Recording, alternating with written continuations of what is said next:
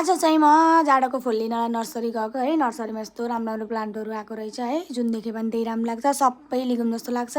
एकदम मन परेको चाहिँ यो मोन्स्टेरा प्लान्ट एकदम राम्रो लाग्यो है। तर प्राइस सुनेर चाहिँ ओ माई गड, यहाँ एउटा यो भेरिगेटेडवाला पनि रहेछ है, तर मलाई लान मन लागेन। अहिलेको लागि चाहिँ म यो पिटोनियाहरू लैजान्छु भनेर आएको। त्यही भएर मैले चाहिँ यो सानो पिटोनियाको बिरुवा चाहिँ 20 रुपियाँ गोटाको बिरुवा चाहिँ 4-5वटा लिएँ। त्यसपछि बाँकीहरू यो गजानियाहरू पनि ल्याएँ, गजानिया। अनि अर्को यो डग फ्लावर लिएर आएँ, 5वटा पिटोनिया लिएर आएँ।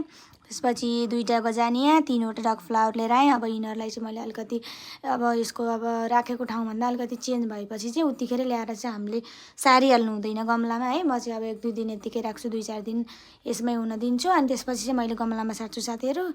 यसपालिको लागि जाडोको सपिङ चाहिँ यति नै हो मेरो है। 4-5वटा गमला खाली पनि भइरहेको छ। टक्क अब पिटोनियाहरू लगाइदिन्छु। अनि अब चाहिँ फागुन चैतसम्म मजाले फुल फुल्छ साथीहरू।